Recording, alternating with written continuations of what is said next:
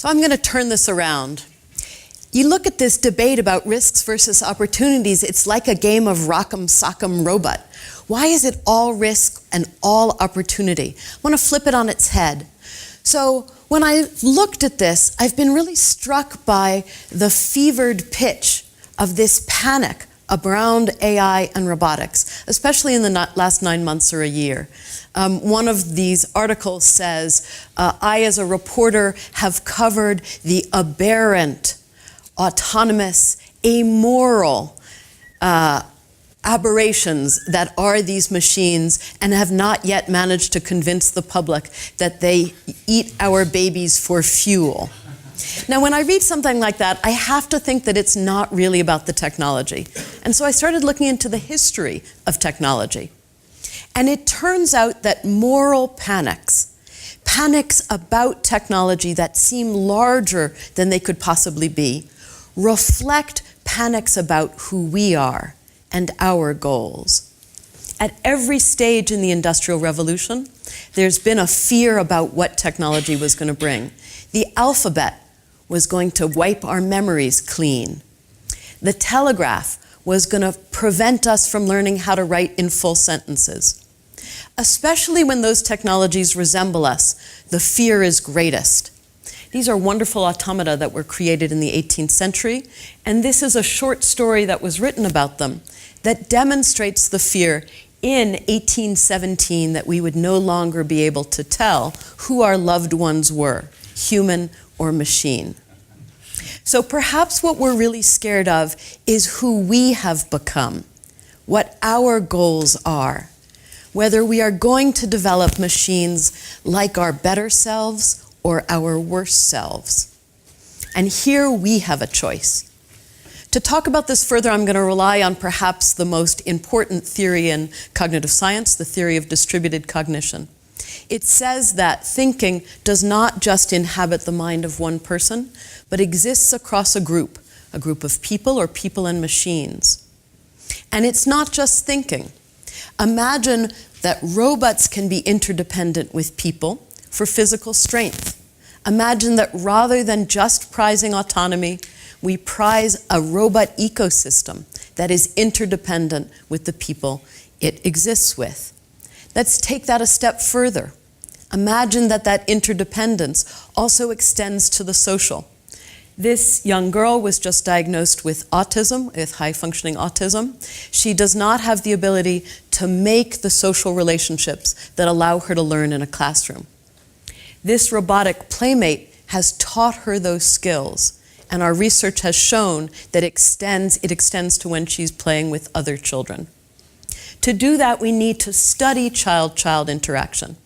Here are two children who are working on a science task, typical third grade ecology science class. Now, they're doing really well at the social, but their science is a little weak. If we build the social abilities into a robot, but also build into it the ability to scaffold science, we've been able to show that children will reason better about science if they can form a social link with the robot. Now, of course, technologies like these require a different kind of AI. They require the ability to engage in social reasoning and social intention recognition, something that AI really hasn't touched very much. This is a technology where these girls are able to interact with robotic characters that know algebra. Interestingly, a robot like this that has the ability to automatically classify the level of rapport between the child and the robot, which this robot has, we've been able to show that, first of all, it engages in behaviors that you might not expect, like teasing and insulting, but it also engages children in better learning. I've been building robots like these for the last 2 decades. And in each case, I begin by a year of ethnography around people in the task that I'm hoping to build robots for. It's understanding people, their goals, their desires, their best sides, that's going to allow us to make the right choice and take the right risks. The choice is, after all, ours. If we choose to understand who we wish to be and build robots in that image, then it's the right kind of risk and the future will be bright. Thank you.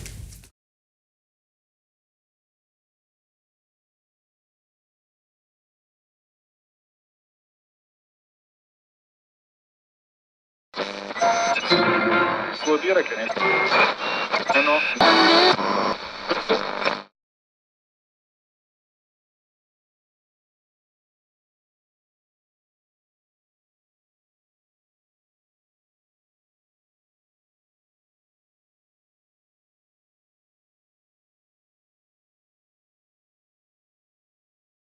I wish that it was easy to have a clear definition of artificial intelligence, but unfortunately we don't have a very clear definition of intelligence, let alone what artificial intelligence might actually be. My first machine that I actually had was a Commodore 64. And I guess a lot of people in my generation, their first bit of programming would have been Commodore Basic. You know, went around to other people's places and played on an Atari 2600 and stuff like that before then, but basically the Commodore 64 was my first love. Well, first of all, AI was just something that everyone doing computer science was super excited about doing at university. And then I learned that there was this area, computational linguistics, where people were looking at language and the structure of language. All of those bits kind of came together, and now I've got a job where I can think about hard computer science problems that are used to manipulate and process language. Not a lot of people in my family had been to university at that point. My dad left school very early, but both of my parents valued education a lot. So in many ways I was doing things that they'd never really had access to, and we didn't really talk about that kind of stuff very much at home. It was just something I was always interested in and just spent a lot of time buried in books. So I've always been interested in making things and building things and designing things and so on. And one of the amazing things about computer programming as opposed to everything else is once you've got a computer, you don't need any other resources to build anything that your brain can think of.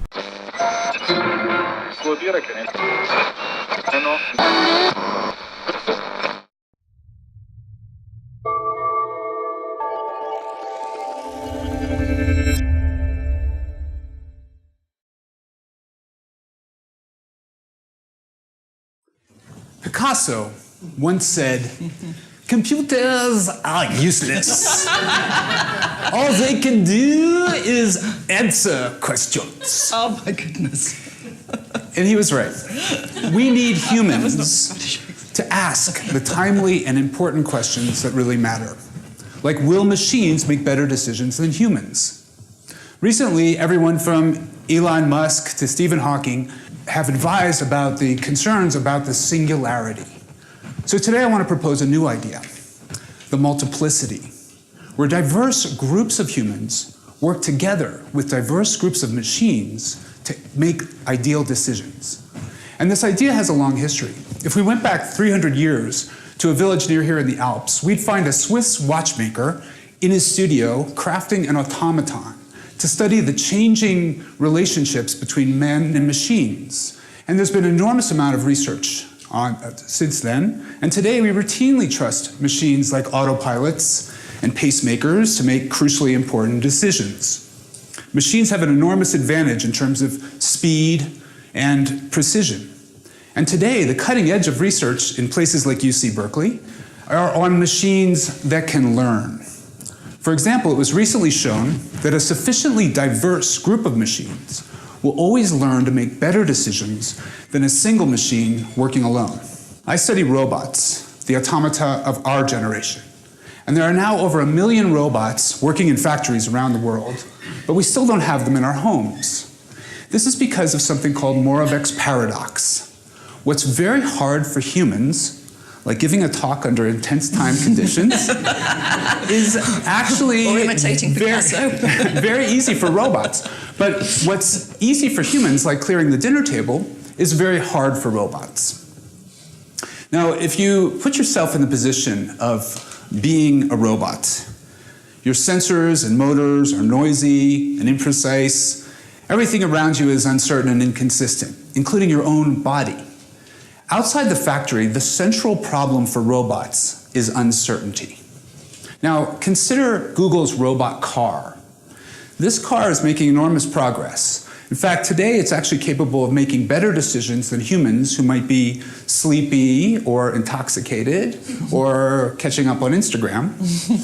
But we'll know that these machines, by the way, are truly intelligent when we instruct them to go to work and they decide instead to go to the beach. So what Google figured out was that driving is similar to clearing the dishes. In both cases, robots can cope with uncertainty using spatial probability distributions, convolution, and statistical learning to maximize expected utility. But the problem is that this requires enormous computation. Google's second insight is that the computation can be performed by remote processors in the cloud. This also allows robots to share information so that the collective learns and becomes smarter over time. This new paradigm of cloud robotics is revolutionizing my field. I'll give you 3 quick examples from my own lab. My students and I, as an experiment, set up the first cloud robot. We installed an industrial arm in the center of a garden and invited anyone in the world to help us come in and plant and water seeds. Well, over 100,000 humans showed up, and they learned how to work together to keep this garden alive for over 9 years. We're now studying how cloud robots can assist surgeons in the operating room. And this fall, we were able to show for the first time that a surgical robot could learn to perform procedures like this by observing diverse examples provided by human surgeons. The key to learning is diversity. Now, my third point goes back to when I was born in Nigeria. My parents were teaching there, and on a recent visit back to West Africa, I met students whose interest in science, technology, engineering, and math was being inspired by robots. So with a professor from Ghana, we formed the African Robotics Network with the goal to design an ultra-affordable robot for education. Many ideas came in, but the best one was someone took a surplus game controller, modified it into a robot car, and attached 2 lollipops to detect contact. Our hope is that this Lollibot will now increase the diversity for the next generation of roboticists.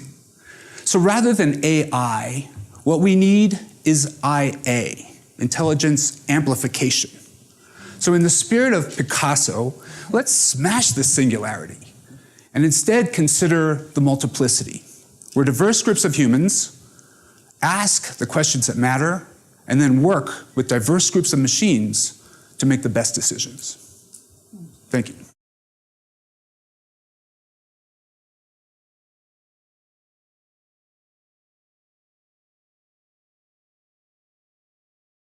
Thank you for squeezing into this intimate setting on time.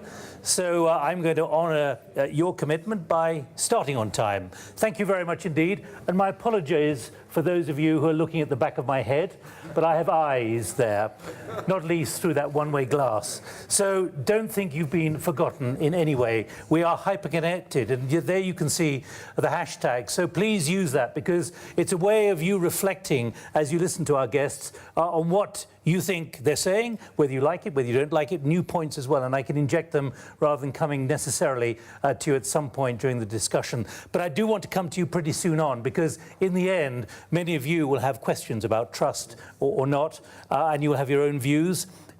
And also maybe your ideas of the direction of travel that we can take this in the next 58 minutes or so. Let me introduce the panel, because it's not quite as you expected, and I hope actually that means you have even more incentive to stay, because we have 5 guests, as you can see, and let me introduce them. Mark Benioff, who is Chairman and Chief Executive of Salesforce. Then we have Tim Berners-Lee, Sir Tim Berners-Lee. Welcome, Tim, a Professor of Engineering at MIT and Computer Science and Artificial Intelligence Lab. Then we have Mike Fries, President and Chief Executive of Liberty Global, 28 years in the cable and media industry. Marissa Mayer, welcome, who is President and Chief Executive Officer of Yahoo. And we're delighted that we've been joined by the new Commissioner for the Digital Economy and Society, the European Commissioner, Gunther Oettinger. Welcome, indeed. Now, this is about trust. I can summarize, but I suspect all of you know where the issues of trust are in this. And as we are hyper-connected, please do use that hashtag if you want to get your voice over and your thoughts over at this point. Of course, if we ask the question, in tech, we trust, and how can trust in the hyper-connected world and company be preserved, the questions come up of who can be trusted, what can be trusted, what is the problem? And that's where I'd like to get to initially. How significant is the problem? And Mark Benioff, can I come to you first? Because you have just written an article, The Digital Revolution Needs a Trust Revolution. You're accepting there is an issue here. Why are hyper-connected companies worrying about preserving trust, and what have they got to do? Well, I think that we're in an incredible shift in the technology industry. We've seen the world move, of course, into cloud computing. We've seen the world move into social networks. We've seen the world now move into mobility. I'm sure, how many people here have a mobile phone with them? Everybody. Why even ask the question? And they should be using it because they should be using the hashtag. And so don't switch it off. And we're about to move into the world of data science and artificial intelligence as well. And what that's yielded for our industry is that we've gone from kind of where we started with systems of record. We've moved into these major systems of engagement, which includes consumer systems of engagement. And now we're about to move into systems of intelligence. But none of these things will maintain their form, and none of them will have referential integrity unless customers trust them. And that's really where we are today. And what we see is different organizations taking on different characteristics of trust and also different levels of transparency, which will ultimately yield where we're going with trust.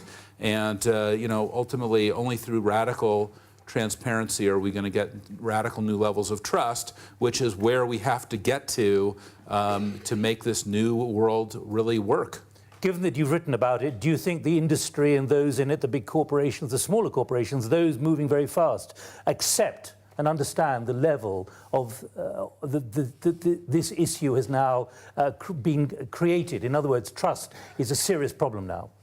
Trust is a serious problem. You can see it across the world. I don't have to go through the stories. Everyone here has got their own personal story. Everybody has seen a societal story or a cultural story. The reality is we all have to step up and get to another level of openness and transparency, and that's not necessarily comfortable for everybody, especially the vendors. So whether you're a enterprise vendor, which is where we are, or you're a consumer vendor like Marissa, we need to all kind of open up a lot more to be able to say exactly where is the data, what's going on with the data, who has the data, and if there's a problem with the data, whether it's a security problem or some other issue with the data, immediate disclosure, complete and total transparency. That is, no secrets, because only through that transparency are we going to get to a higher level of trust, and that is not where we are today, as we all know. Marissa, a social media website, news provider, video and content provider, search engine. Where do you think the issue of trust is? How much under pressure do you now feel? I think that what I bump up to is to say personalized technology is better technology, and a personalized internet is a better internet. And when it means for you to have a personalized internet, you need to store your data in the cloud. So the question is, what do we need to do to get people comfortable with that? And ultimately, trust is about someone weighing trade-offs. How much privacy do I have? How secure do I feel? What are the benefits that I get in exchange for that? And I agree with Mark, you need to have transparency in that world, but I think you also need to afford to the individual choice and control. It comes down to being able to make a statement. The users own their data. They should be able to examine it, take it with them, bring it to other sites, bring it to other vendors that they trust more, basically have a system and a market that basically helps people make these trade-offs and these decisions. But they should have control over whether or not how they use the system and whether they use the system at all. Is it clear to you the state of trade-off at the moment in the minds of the public out there? Difficult to generalize with the public, but you know where I'm taking you. I think that overall, people sometimes have a difficult time making these trade-offs because arguably some of the vendors are not being transparent enough, not providing enough controls and choice. And I think that as we address that, it will make it much clearer for people the types of trade-offs they want to make. Because of course, when you look at mature industries, for example, we all tell our governments where we live, what we look like in order to drive. We all tell our governments exactly how much money we make and how we make it in order to partake in civil services. So there's a lot of areas where people already give up a lot of information about themselves. Without privacy. knowing it often. But they ultimately get a lot of benefit. And I just think that... But without knowing it. Well, I think sometimes you know it and sometimes you don't. And so, if you start to look at various, communications companies, payment companies, they do have a lot of data. But I think that when you see, if you know where that data is being stored, how it's being used, and you're given choice around it, I think that actually goes a long way. Mike Fries, what's clear in your company about where this is going on rules and responsibilities? You service tens of millions around the world, and you know what they watch, you know who they call, you know how they use what you put into their houses or onto their smartphones or whatever. What are the rules and responsibilities? Are they clear to you at the moment? Are you under pressure? So today, with all the data you described, let's give you some facts. We probably, on average, have access to 50 billion hours of viewing from our 27 million customers and 30 billion clicks a month. And today, we do nothing.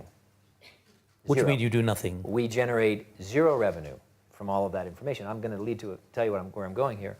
I think there is a big problem with trust today. I think we've all seen this train wreck coming. And why is that? Well, consumers have shared everything about their personal lives, of course, on the web. 90% feel like they've lost control. 85% have tried to do something to protect themselves, but 60% know that they're in trouble when it comes to sharing that information. And secondly, you've got a big disconnect between data protection and data retention for purposes of the government, for example. So on one hand, the governments are saying we've got to protect consumers, we've got to make sure consumers, data is protected in Europe and elsewhere. On the other hand, we have to retain that data because we might need that data for government or security purposes. So there's a disconnect there that has them worried. And then thirdly, you have things like what's happened with Sony and state terrorism, and all these things have gotten them nervous. Net neutrality has them convinced that someone's out there to screw them. It's surprising to me consumers aren't even more worried about what's happening. Big data is big business for a lot of people. We're not one of them. We'd like to be, but what's holding you back? It's this issue. It's a concern about whose data is it. Let's start with that. So you've taken an active decision. Well, we're starting to work our way into it. I mean, we're going to find a way to monetize this, but we have some principles. First principle is with consent. We won't do anything in terms of personalized viewing or using your data for any other purpose unless you approve it. That's the small print, the terms and conditions, No, which no one print. reads. When you sign up, when you put our new advanced TV box in your household and you log on, the first question is, do you want us to use any of your data for personalized viewing? Yes or no? 70% say yes, and they sure like the fact that we're asking them. It's not as if we use it first and ask them second. We ask them first and use it second, and that's a big difference between, social media or other aspects of their internet experiences. So I think there is a big trust problem. I think if you're transparent, that's the right word. If you ask their consent first, if you're open about what's happening, whether it's lawful intercept or what you might be doing with your data, then there's a chance of continuing to monetize. It's a $150 billion business, big data. But let me be absolutely clear before I go to Tim and the Commissioner. When you say you're doing nothing, that is an active decision at the Correct. moment Correct. to do nothing until you're absolutely sure Correct. about the implications. Absolutely right. Correct. And at the moment, you reckon you're denying yourself cash flow. Well, I think on average, I've heard there's $60 a year per internet user generated from data. I don't know if that's the right number. I just heard it somewhere. Okay. That's a big number. We would take a small portion of that if we could. Let me just check, Mark, self-restraint. Do you restrain yourselves on opportunities?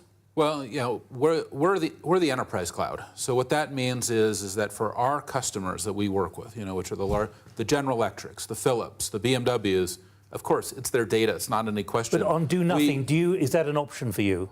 Of course, we can't do anything without our customers saying what we can do. Because first of all, it's their data. They tell us where they want it, how they want to use it, what applications they're using it. We can't see it. The data is black to us. It's encrypted.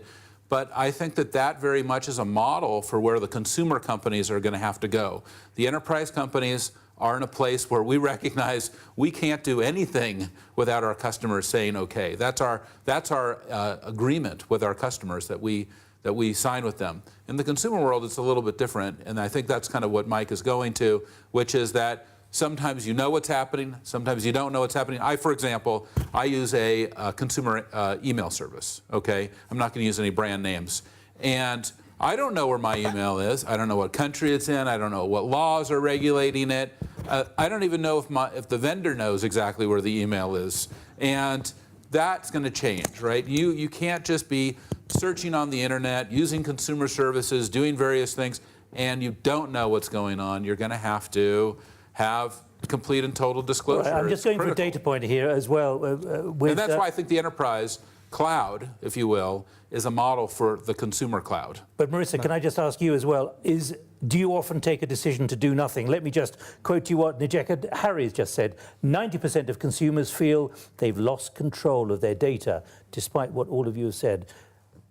Well, I would say there's other statistics too, that 70% of people like the internet being personalized. 80% of people expect their smartphone to understand But 90% where say they they've are, lost control. et cetera. And so I think that this is why I brought up the principles of transparency, choice, and control. Control, consent, you can use either word, but the idea is that you are very actively acknowledging what you're doing, and we're being very open about how the data is going to be used and where it's going to flow. But you take active commercial decisions at the moment not to enter into a certain kind of certainly. arrangement. So, I mean, we, for example, don't sell your personal data from Yahoo. So, there's not, you can't say, oh, I'd like to understand exactly what this person did. We might say, look, we've done an analysis on this group of users, for example, on audience advertising, and we may, for example, target, at which point in time the data is still retained at Yahoo. But we definitely have principles that govern what we will and won't do, and we don't transfer your personal data to third parties. All right, we just wanted to check with all of you on the commercial side. Tim Berners-Lee, we just heard from Mike this was a train crash waiting to happen. Is this the kind of train crash you always expected? Trust. I think that that's a broader question than the one you've been asking everybody, but I think behind this train crash feeling is owes itself to a model that we all have. Partly it's been painted by the press, partly it's true that here we are, I'm the poor citizen, I'm the poor consumer, and somebody and various, and I use these services, I have to because that's how I live my life. And then all these companies that provide the services, they're taking all my data and they're doing stuff with it and they're locking it away and they're selling it to other people and they're concluding all kinds of things about me that may not be true, but they're selling all these kinds of things to other people, and it's got out of control because, now, to a certain extent, things are out of control because on one end of the spectrum, you can put a phone on, you can, before the iPhone, to mention a brand name, had the ability to easily turn on the flashlight, you could get thousands of different apps which would do it. And depending on which one you picked, you download the thing just to turn the flashlight on your phone, and it would ask for access to your calendar and whatever, and then the calendar is the best one. And these apps are deliberately just made in order to steal your data, build a profile of you, and these companies are sort of nefarious in what they do, and they are just, their whole business model is stealing data and trying to build profiles of people and not help them in their lives at all. Then there are people in the middle where actually there's, like a lot of people around the table, they're trying to provide, they're providing a service, they're holding them, they're holding the data, and in fact they're not being nasty with data. They're having to do a certain amount of analytics in order to do a good job. Yes, a personalized service is a better service. It means that you can buy your clothes more quickly if everybody remembers what size your body is and things like that. So yeah, and in general, there one can have quite a lot of trust. And then there are some places where actually the app is completely serving you. This used to be the case. In a way, perhaps you'd like to put Salesforce in that case because it's an enterprise app. There's a model there that, hey, if I use this, I'm prepared to pay for it. In the old days, I used to pay for apps running on my computer, and they would be written by somebody who wanted the app to do good for me. Some people I've been trying out the word beneficent. When you do tests on people, when you do experiments on the web with people, one of the things you have to convince the committee at MIT is what I'm doing beneficent? Is it basically good for users? There's an old-fashioned, love to have a brand, and in fact, I've talked to a few people that are quite excited about starting this off. Suppose we have a brand where we say, this is a beneficent app. That means, while I'm writing the app, you're going to pay me for the app, and every time I think about what it's going to do with your data, I think about what you'd want. So yeah, All right, well, help us. So that business model is one which has been almost completely lost, and I think we will end up moving to it. Because I think people just get fed up with these other, we'll end up with people making strong commitments to do what the user wanted. And I think we will get, and by the way, it involves in creating a new architecture for how we store our data and how we a new architecture after it. Okay, well, let's come back to that. We'll get back to it. Commissioner, what's your view? You've heard how they accept there's a problem. Do you accept in Brussels that there is a significant problem? Are you going to be reactive, or are you going to be able to work in advance of the problems, given what Mike said about it, a train crash which was predictable, and it's probable that the next generation of problems in hyperconnectivity can be predicted, even if they're going to come incredibly quickly? We are in a digital revolution, and we need a data revolution in parallel, a smart and pragmatic revolution. Let me compare. Since decades and since centuries, first railway systems and trains, and they have so many concerns. Or take Henry Ford, Carl Benz, Gottlieb Daimler, with first cars as entrepreneurs, as startups. And many said, no, we don't need cars, we have horses. Or take first computers. And people are saying, it's not good for the eyes, for the health. Take biotechnical products for medicine or for food. And so there's a huge potential on the one hand, and there are some risks on the other hand. And we have to balance it out. And is trust something that you think that Brussels now has to get involved in, to try and make sure that the trust levels are higher than they appear to be running at the moment? No doubt. In Europe, we have not so many digital natives as US. We are elder citizenship. And take the Sony case, take Snowden, there are some concerns and people don't trust, and so transparency is a clear first advice.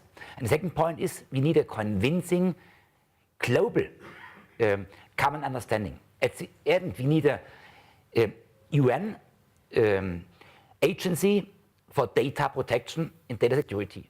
And what we are doing is to Europeanize data protection regulation and data security rules. Are you because moving? we have 28 fragmented, and that's not convincing. If anybody from out of Europe wants to make businesses in Europe, he goes to a member state with a low level of data protection, and he can get all data from all over Europe. So our data protection regulation, being in the council for the moment, our network information security directive for data security, are our offers to the industry, to IT companies, telecom companies, to the whole industry.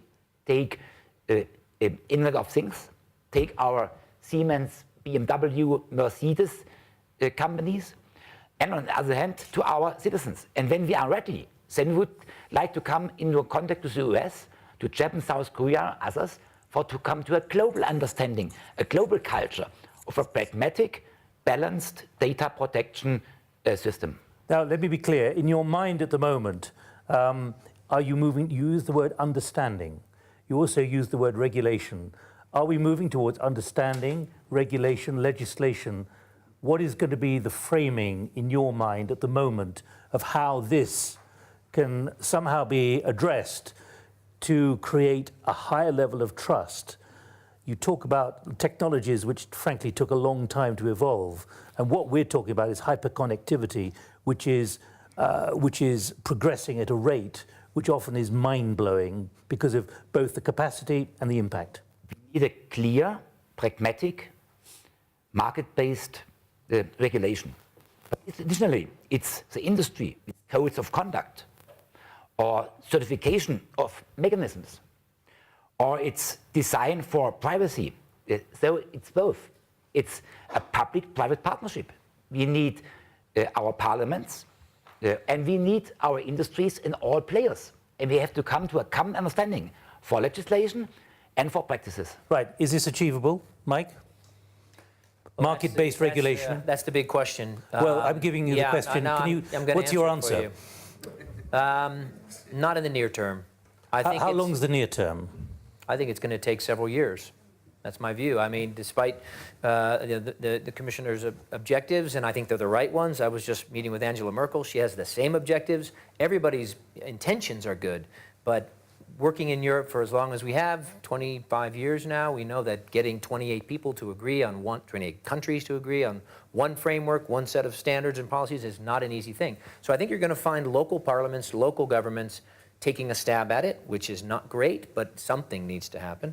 And I hope with your and your colleagues' support, we can start some broad standards, because that's definitely needed. But all right, well, let me just go around all of you very quickly. Sure. Marissa, market-based regulation, comfortable with that? Well, achievable? I actually like Tim's idea better of the beneficent marketplace, where you basically will just make a trade-off around who you trust, how they handle your data, actually probably monetize your data yourself. And I think that type of market-based force is likely to get us to a better, more forward-leaning solution that comes up with advantages to end users more quickly. I'm tempted to ask you, Commissioner, are you now going to go back to Brussels and ask for the translations into multiple language of the word beneficent? Because I'm sure it's on Yahoo, but we'll look it up. But Mark, what's your view about market-based regulation?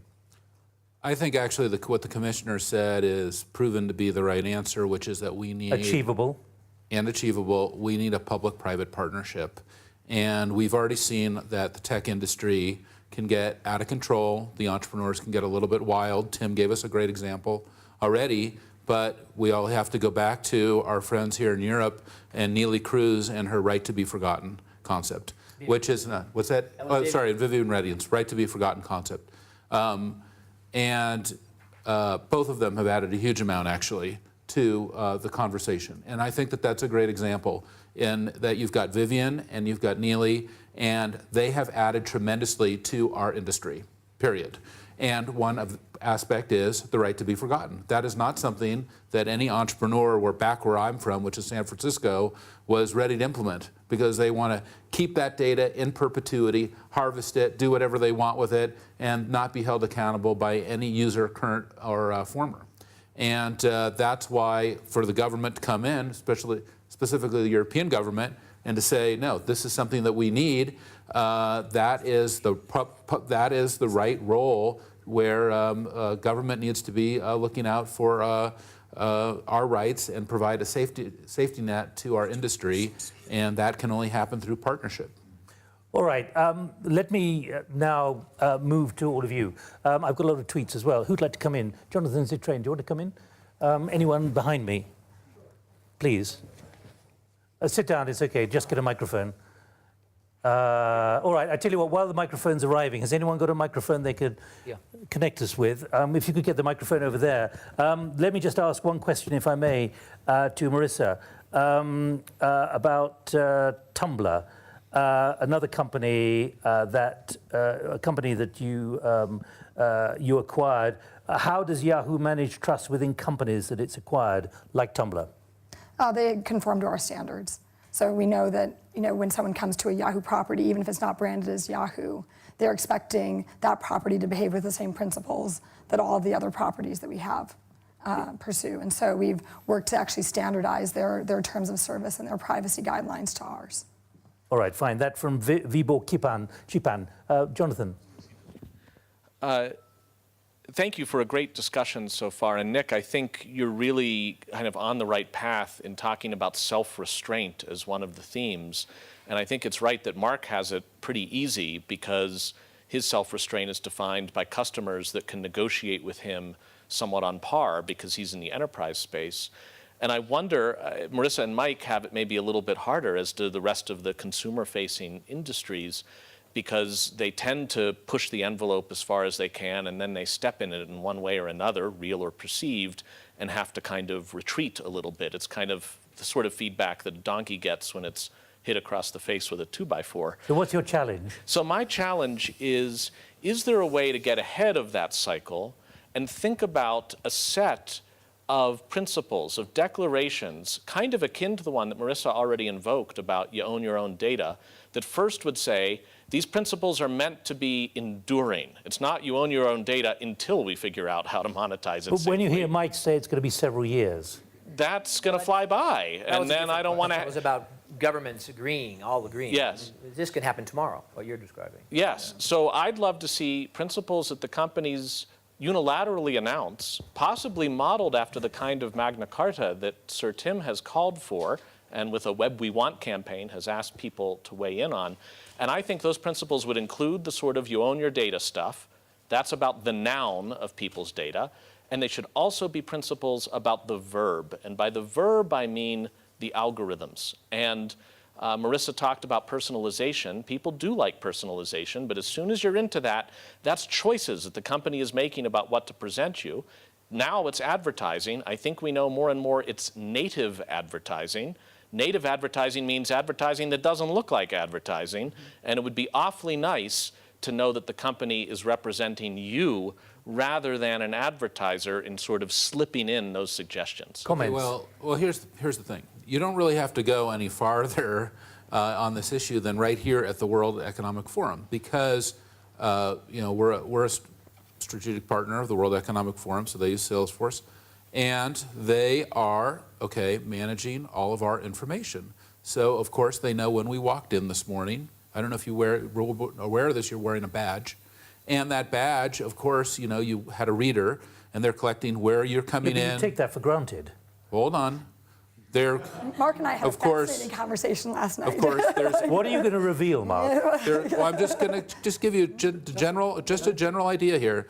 There's ambient awareness of where you are throughout the conference, what sessions you're going to, what you're interested in, what you've clicked on the website, what you've clicked on the mobile application. What you tweet.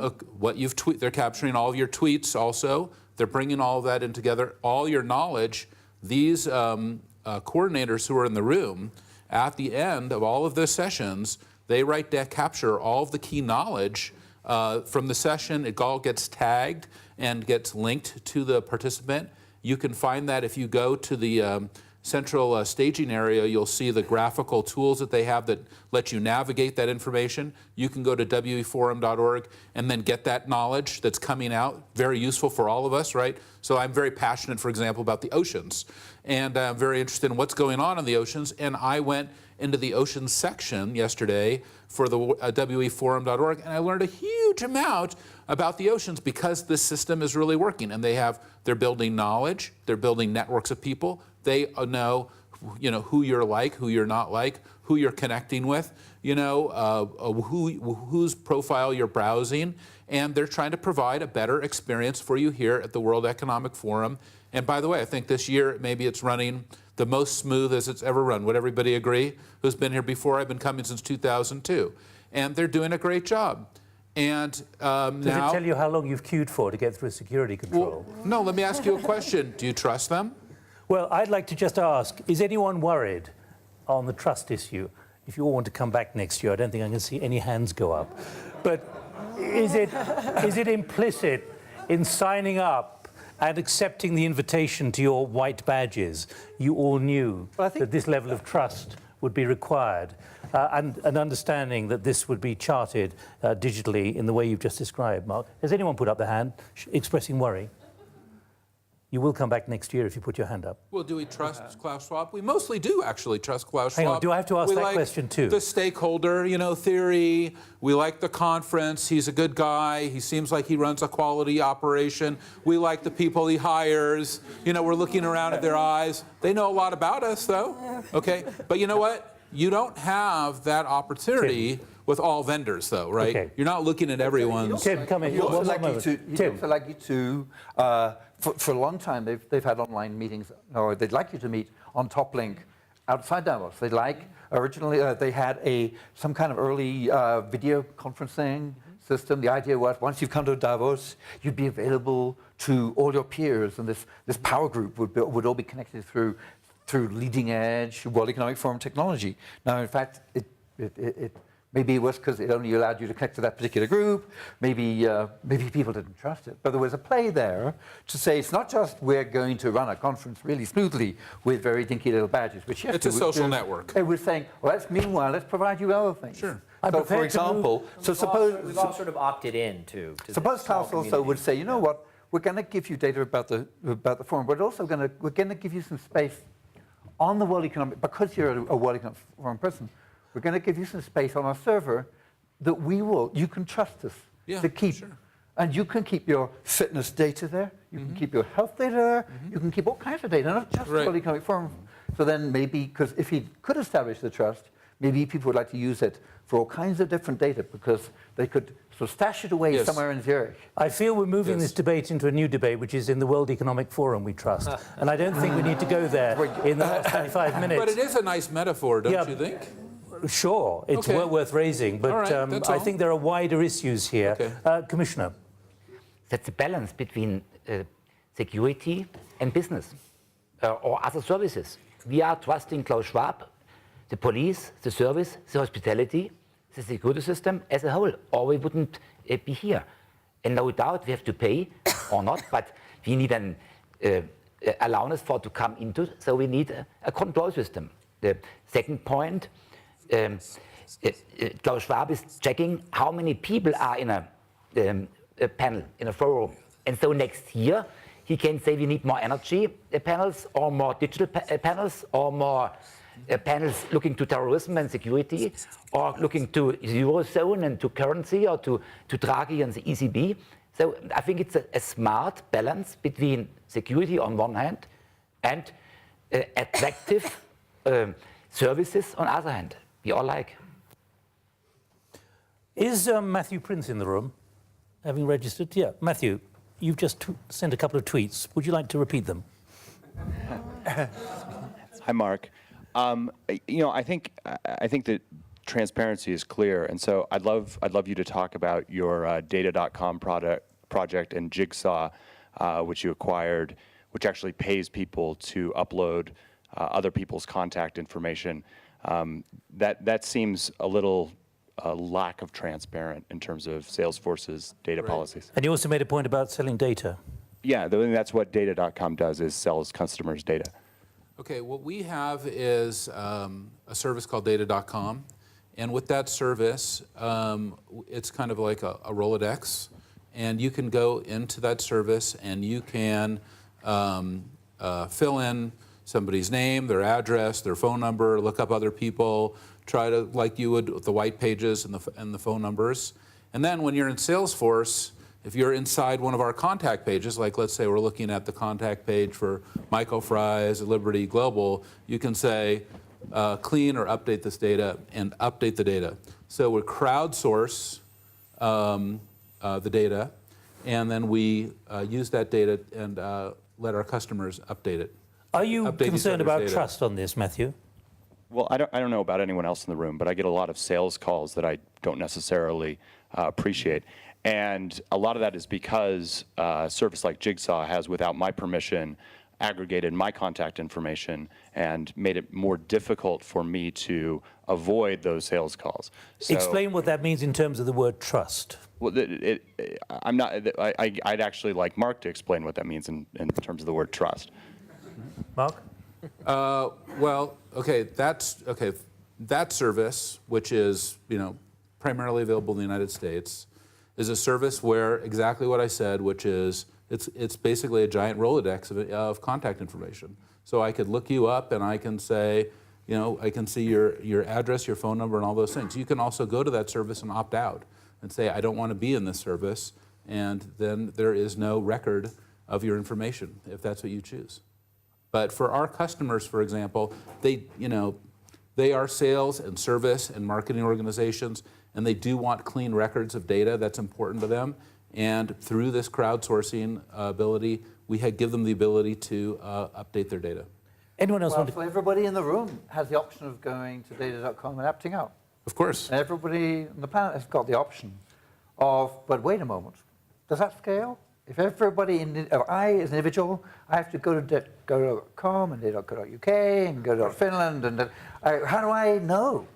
How do I know all these places that I'm supposed to opt out? Because Well, Can I come here and I hear about them? Because he tells me. Oh. well, if there was, just like if you get an email, at the bottom of the email, let's say we're the largest email provider in the world. We own a company called ExactTarget. And at the bottom of all those emails, you get an email. It says, unsubscribe, opt out. I don't want to see this anymore. I don't want to get this information. And I believe in do not call, do not email, do not contact me. And that's how we handle it. This And then goes we to the wipe that fundamental record. question of whether it's opt-in or opt-out. I mean, that's what you're raising. And our principles, hopefully, will be, as we move forward, consent, number one, transparent, number two, and ideally anonymous. So, it is helping you personalize, but we don't really know you. We're not selling your name, your address. Those are not easy things for everybody to do. They're easier for us to do because we're already getting $50 a month from you for broadband, for television. And we honor that. You're paying us to provide this service. We're providing the service. These business models are driven by advertising or there's no other source of revenue, really, other than monetizing that data. So those are two worlds. Well, I have to object to that because I think that, for example, we run a communication company, and there, you're storing someone's personal data, right? I mean, by definition, if someone addresses an email to you, we're storing it. We have to actually hold on to that information. So it's more than just, it's not possible in some of these mediums to simply personalize but not actually know that it's you. Yeah. If you're storing someone's emails, if you're storing someone's client records, you actually need to know which account that was addressed to, and people actually want you to because they want you to keep it secure for them. what The question is kind how you monetize that. I agree with you. You have to know things about them, just as we Sure. have their credit Well, card. but the point is, How are you using it? To the issue of trust, you have to be able to store that information. You can then you can then create a level of abstraction when you're, for example, targeting advertising, which is what we That's do. what I mean by But you still do need to. You can't simply abstract it all because you'll just lose the. Given the Snowden simple- and also the counterterrorism problem at the moment, how much has that raised much more questioning about your storage of, say, emails? In other words, how would you say Yahoo now stands on what you might call the trust index when it comes to people now worried about how much they leave with you and whether they've actually shut down or they've created dormant accounts now simply by not using what they've used up to now? Well, I mean, the first thing that happened when we heard about Snowden's allegations is we changed the way that we store data. We changed the way that we communicate data.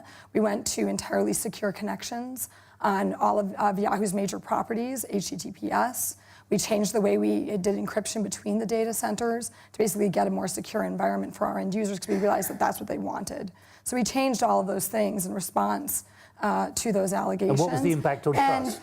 We didn't have a measurement necessarily before, but the measurement afterwards shows that their trust and their confidence in the service has rebounded as a result of it. They understand now that we're using more secure protocols to communicate and transfer their data. Okay, let me come to you, please. You were going exactly where I was going, so I was surprised that Well, take us further. So nobody it's been 18 months, but nobody's actually mentioned trust is coming from the Snowden effect, that basically the major culprit, the entity that proved to be the least trustworthy was actually the government. And now we're actually counting on the government to figure out how we should actually regulate data privacy. And I was directing the question mostly at Mike and Marissa just because I can imagine that almost regardless of any step that you take to establish trustworthiness, there's still a question, does somebody get to pick the pocket and understand essentially what data you've collected, even if you're not monetizing it? It's a great question, and the answer is yes. And the history of cable and telcos and almost anybody in the infrastructure business is a partnership with government. And it's not optional or voluntary, it's obligatory. So we do have lawful intercept relationships with every government in which we operate. We don't have we don't have the right to say, sorry, you know, Cameron, you cannot put people here and you don't get access to that. We don't have that right. But I'll tell you what we do have the duty to do to our consumers, for our consumers. We have the obligation to make sure that whatever the government is doing is abiding by the law. We have the obligation to give some sense to proportionality. Are they really doing what's necessary? And so we can protect our consumers. But in the end, you're right. There is a disconnect between data privacy and this issue of lawful intercept and data retention for the purposes of government. They're sort of above it on some level. I mean, I would just make the observation that protection and trust really come as a function of security and privacy. But there is a tension between those two. For example, I think in reaction to Snowden, you saw a lot of people get very concerned about their privacy, and it became a lot more about encryption. But when things become about encryption, inherently it makes it much harder to keep things secure, right? Because then, for example, if you're a government and you want to monitor for cyber crimes, terrorist threats, et cetera, you need to be able to actually see that data, to be able to monitor it, see patterns, et cetera. So there is going to be a tension in terms of, are you communicating in an encrypted way? Are you storing in an encrypted way?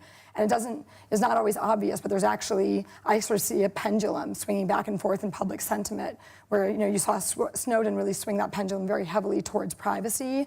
Now with some of the recent issues that have arisen, you're starting to see that pendulum swing back towards security.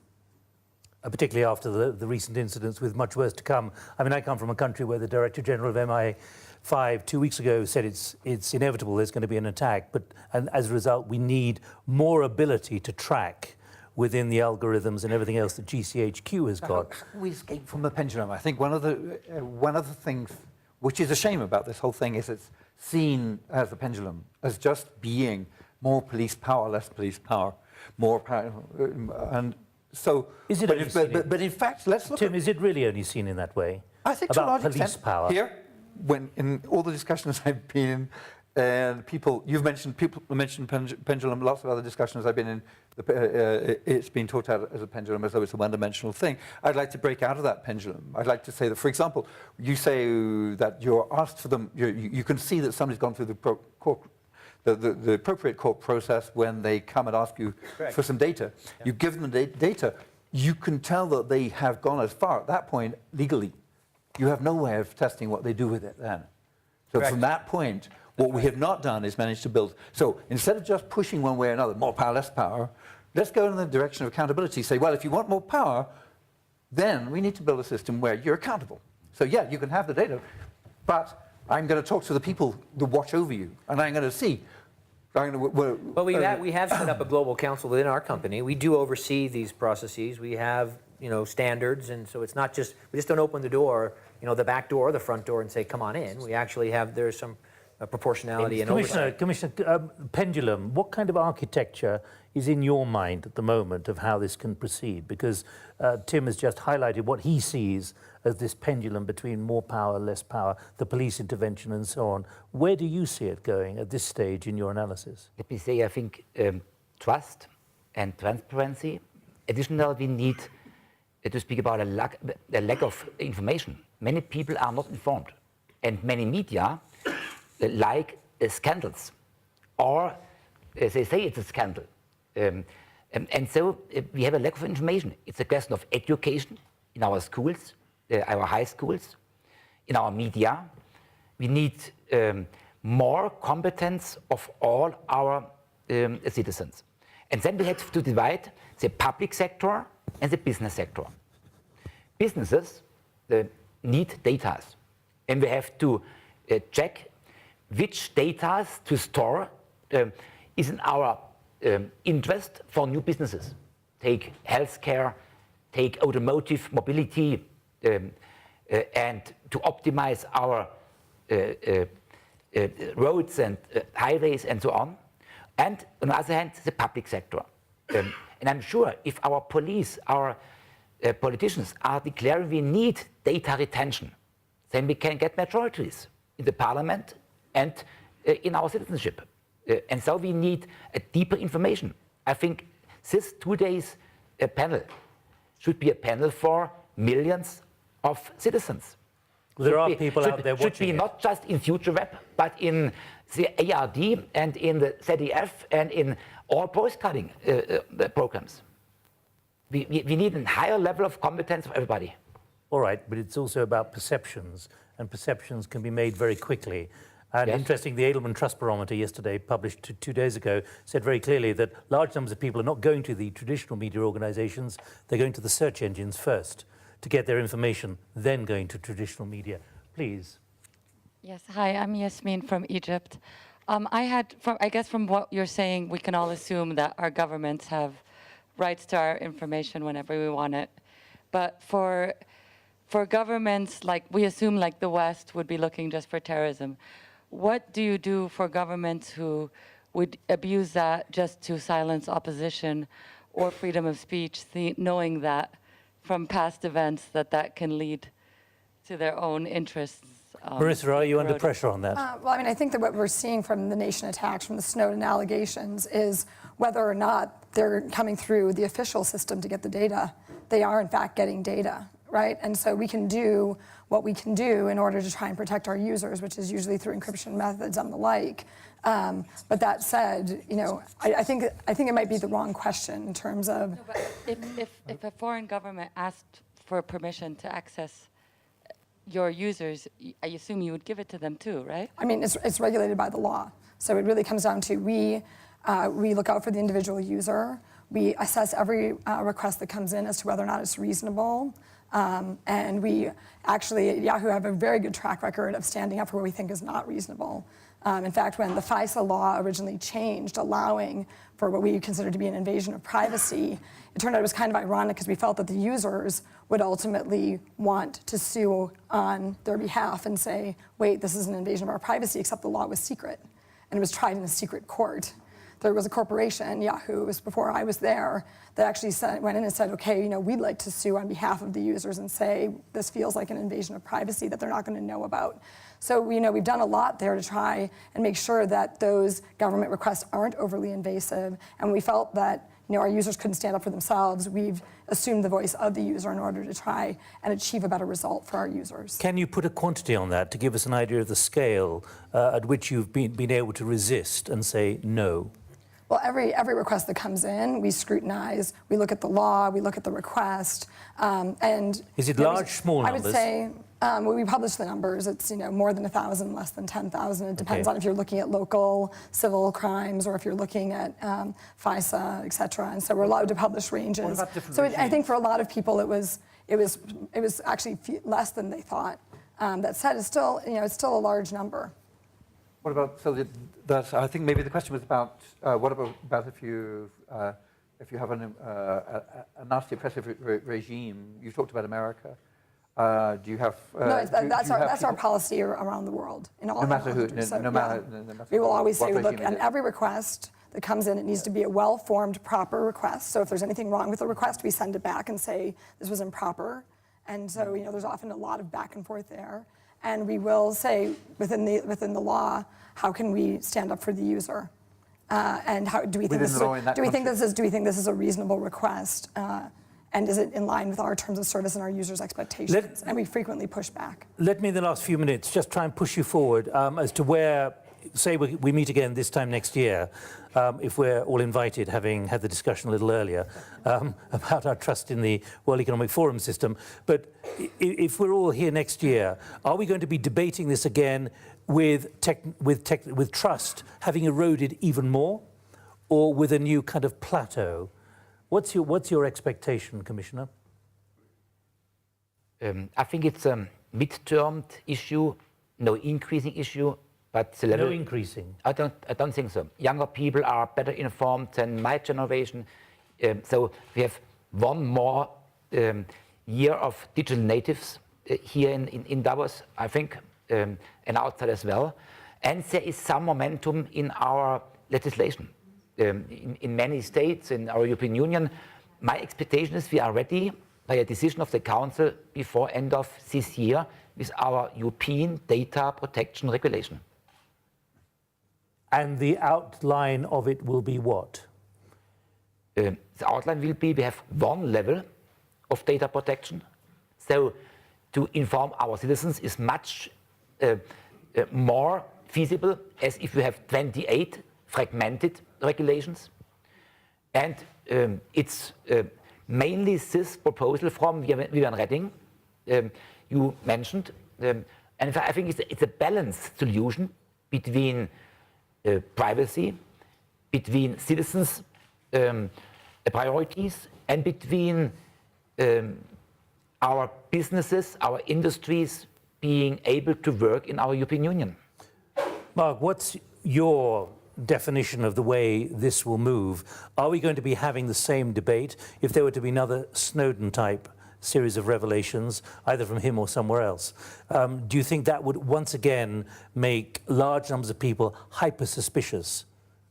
Well, I think we have to kind of get back to, I think, one of Tim's earlier comments, and I don't know if this is exactly where he was going, but the internet was designed, and when Tim was creating the World Wide Web, the internet was designed to be inherently insecure and unreliable. And today we have an internet that is mostly insecure and unreliable. It was a design characteristic. And I think that the question is on the table is, do we need an internet 2.0 that maybe doesn't have the same kind of protocols, doesn't use DNS, doesn't use TCP/IP, maybe has a different, or it has a different type of network capability, and that would be something that would, I think, create a different level of trust. But I'd really like Tim to finish the thought that he started in that area, because I'm a proponent that we need an Internet 2.0 for certain networks that require high levels of security, that are not anonymous, that every bit is known, and that we are able to have the kind of authenticity on the network that I think a lot of the applications that we want and have require. What's your thinking on 2.0?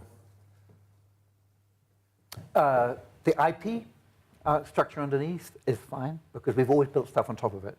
So we've always built secure things on top of. That's what HBS does. It says, yes, the underlying net there is insecure, but we've always built security on top of it. The security has not been very good, and it's also been a bit patchy. So there's this big move to put encryption everywhere. That there's certainly the World Wide Web Consortium, WWC, go to WWC.org. The Technical Architect Group was spent the last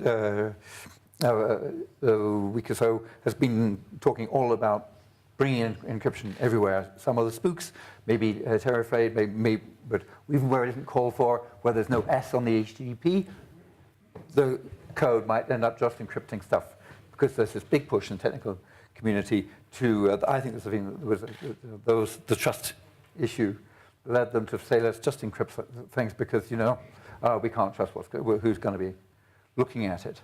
I hope, so we're going to, there's going to be a lot of revision of certainly the trust hierarchy with things like certificates. I hope that if we come back here next year, that actually we're talking about things very much more positively. So rather than just worrying about the niggling fears that people are going to be spying on us and doing the wrong things with our data. Instead, I hope that we've woken up to a whole completely exciting possibility when it comes to our data. I hope we've realized that the value of my data to some cloud-based thing which is figuring out things about my demographic and using it to affect my or somebody else's is really, that is really boring. But the value of my data to me is really exciting. So I hope we're in a world where we have beneficent apps, where we have our data. I hope that we're in a situation where I can store data wherever I like. I can store it with Klaus. I can store it with Marissa. I can store it if I want on Salesforce. But it's stored there in a way where it's treated as mine. I control it. I can store my Yahoo data on Salesforce. So there, okay. And you can just run all your apps and store it on there. I'm in control. I get to control what happens to it. And in this magical, really exciting sort of future, I get to get all my data in one place. Mm-hmm. So I can do what industries all know they have to do. Application integration. Any industry does. It has to integrate all the data from different places in order to be able to live. As a human being, I will be doing my personal data integration, and that's what we'll be talking about, hopefully, this time next year. Okay. Is Barrett Brooks in the room? Is there a yes somewhere?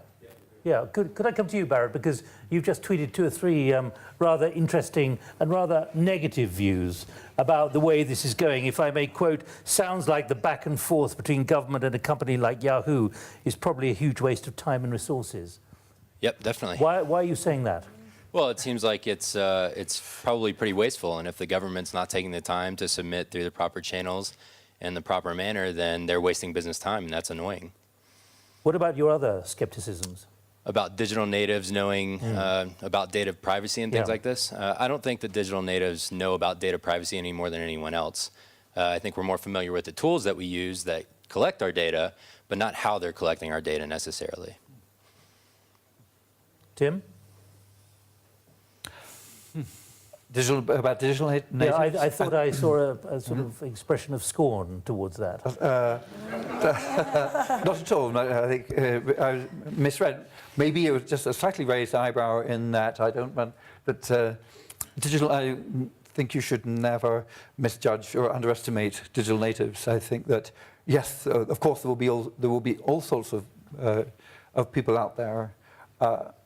There will be people in the digital native generation who understand these things very well. And I think the people who don't understand it very well hopefully will learn from the people in the family that do. Marissa, right.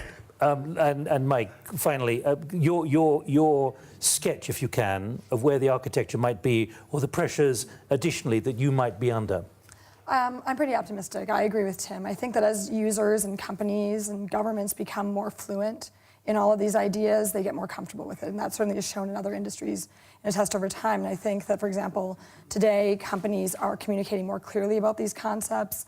A lot of companies are laying out privacy principles and privacy guidelines, putting the most important terms up front, not buried in the fine print, et cetera.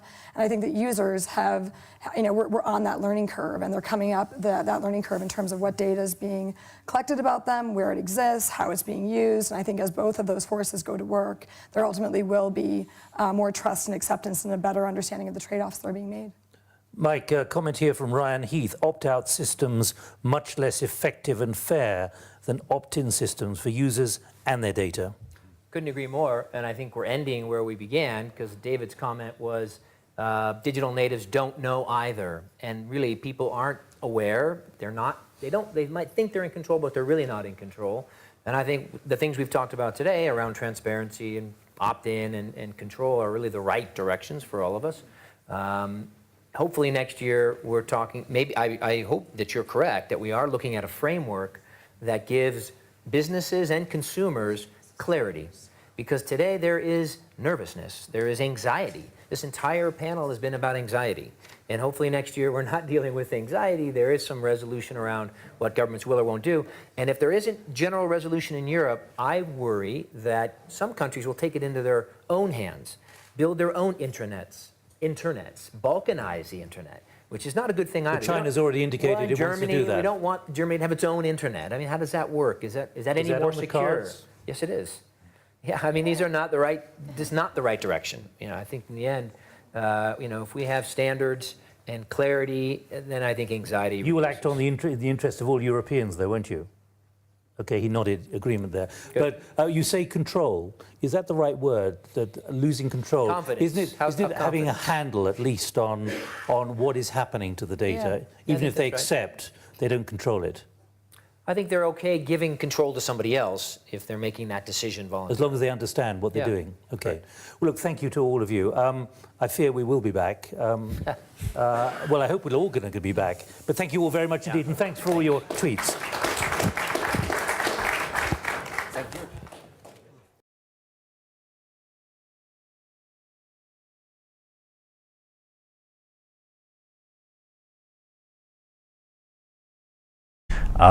But both of my parents valued education a lot, so in many ways I was doing things that they'd never really had access to, and we didn't really talk about that kind of stuff very much at home. It was just something I was always interested in and just spent a lot of time buried in books. So I've always been interested in making things and building things and designing things and so on. And one of the amazing things about computer programming as opposed to everything else is once you've got a computer, you don't need any other resources to build anything that your brain can think of.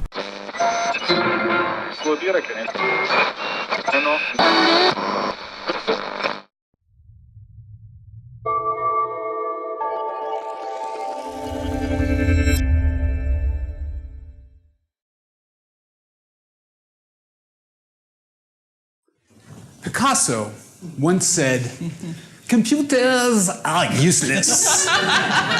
All they can do is answer questions. Oh my goodness. And he was right. We need humans to ask the timely and important questions that really matter. Like, will machines make better decisions than humans? Recently, everyone from Elon Musk to Stephen Hawking have advised about the concerns about the singularity. So today I want to propose a new idea, the multiplicity, where diverse groups of humans work together with diverse groups of machines to make ideal decisions. And this idea has a long history. If we went back 300 years,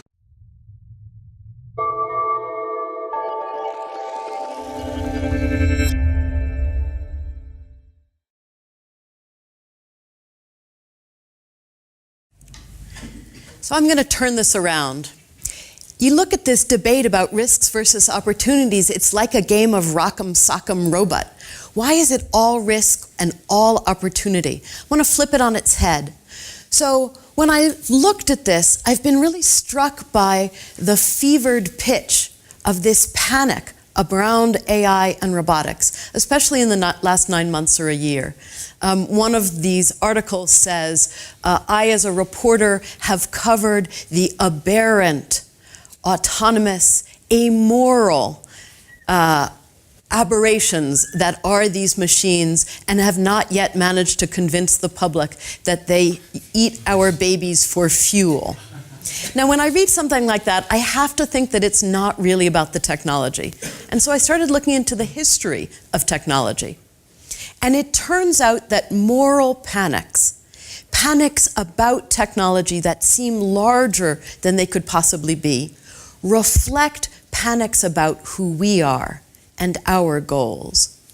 At every stage in the Industrial Revolution, there's been a fear about what technology was going to bring. The alphabet was going to wipe our memories clean. The telegraph was going to prevent us from learning how to write in full sentences. Especially when those technologies resemble us, the fear is greatest.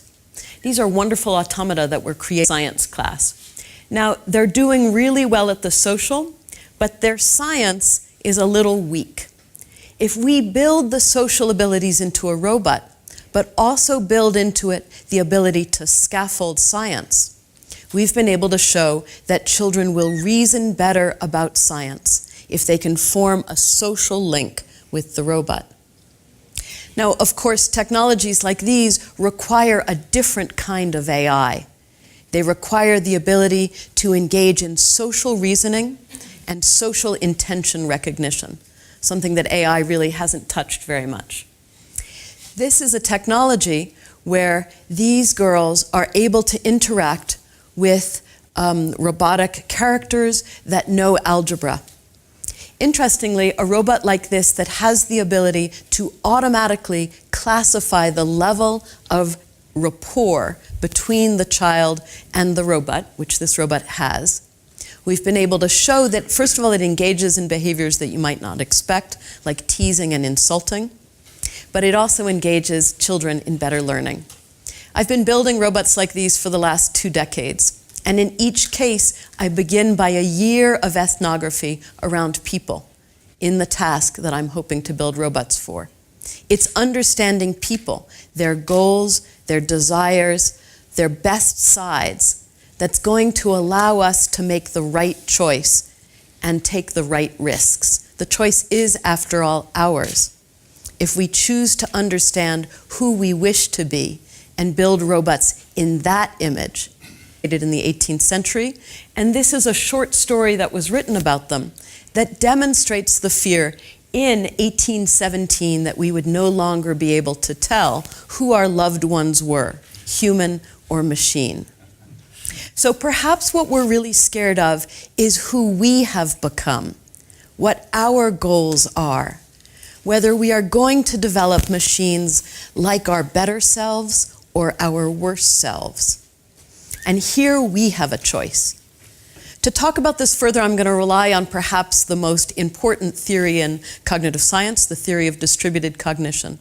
It says that thinking does not just inhabit the mind of one person, but exists across a group of people or people and machines. And it's not just thinking. Imagine that robots can be interdependent with people for physical strength. Imagine that rather than just prizing autonomy, we prize a robot ecosystem that is interdependent with the people it exists with. Let's take that a step further. Imagine that that interdependence also extends to the social. This young girl was just diagnosed with autism, with high-functioning autism. She does not have the ability to make the social relationships that allow her to learn in a classroom. This robotic playmate has taught her those skills, and our research has shown that it extends to when she's playing with other children. To do that, we need to study child-child interaction. Here are two children who are working on a science task, typical third grade ecology. Then it's the right kind of risk and the future will be bright. Thank you.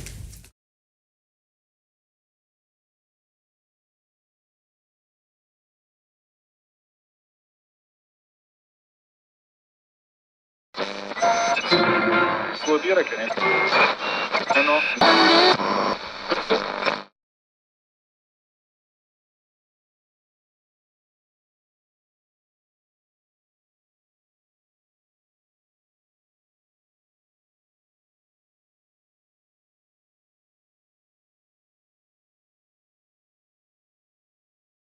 I wish that it was easy to have a clear definition of artificial intelligence, but unfortunately we don't have a very clear definition of intelligence, let alone what artificial intelligence might actually be. My first machine that I actually had was a Commodore 64. And I guess a lot of people in my generation, their first bit of programming would have been Commodore Basic. You know, went around to other people's places and played on an Atari 2600 and stuff like that before then, but basically the Commodore 64 was my first love. Well, first of all, AI was just something that everyone doing computer science was super excited about doing at university. And then I learned that there was this area, computational linguistics, where people were looking at language and the structure of language. All of those bits kind of came together, and now I've got a job where I can think about hard computer science problems that are used to manipulate and process language. Not a lot of people in my family had been to university at that point. My dad left school very early.